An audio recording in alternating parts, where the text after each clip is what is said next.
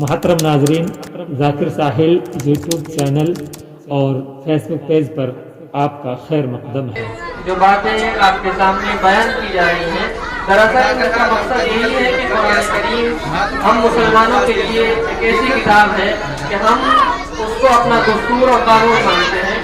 کوئی چیز اگر قرآن کریم کے مقابل میں ہمارے سامنے آتی ہے تو ہمیں کسی بھی حال میں قبول نہیں، بلکہ بسم اللہ الرحمن الرحیم ان اللہ لا یغیر ما بقوم حتی یغیروا ما بانفسهم واذا اراد اللہ بقوم سوءا فلا مرد له وما لهم من دونه من وال۔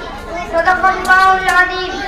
کب تلک آگ میں کھڑے گا زمانے کا خمیر، کب تلک آگ میں کھڑے گا زمانے کا خمیر، ظلم اور جبر کی ریت چلے گی جب تک۔ وعدہ توحید کے منگولوں، یہ کوئی نئی بات نہیں ہے، بلکہ روزہ ازلی سے ہر دور ہر زمانے اور ہر ماحول میں ہم کو باتوں کا زبردست سامنا کرنا ہو رہا ہے۔ کوئی بھی زمانہ ان دو طاقتوں کی مہار پر آرائی سے خالی نہیں، انہی دو طاقتوں کی آج بھی مقابلہ آرائی ہو رہی ہے۔ چنانچہ آج بھی باطل اپنی مکمل منصوبہ بندی کے ساتھ ہم کو دبانے کے لیے سرگردہ ہے۔ باطل طاقتیں اجتماع پر اسلام کے خلاف مہارت کیے ہوئے ہے۔ اسلام دشمنانہ سے مسلمانوں کو سفائی حسد سے مٹا دینے کے لیے زور صرف کر رہا ہے۔ شب رسالت کے پرانوں، سنو آج وہ مسلمان جس میں بڑے سے بڑا جان ہو رہی ہے، ان کے معصوم بچوں کو نیزے اور تلواروں کی بوچھاں ہو رہی ہے، ان کے مدارس و مقادس کو ناجائز پابندیوں میں جھٹکا جا رہا ہے۔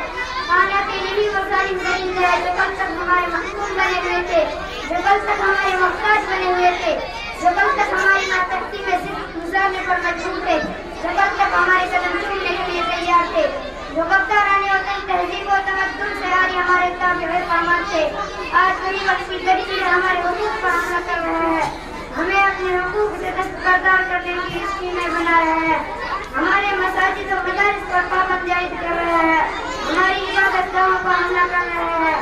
ملت اسلامیہ کے پاس بنو، یاد رکھو کہ آج تو صرف ہماری عبادت گاہوں پر حملہ کر رہے ہیں، کل ہماری عبادت پر حملہ کریں گے۔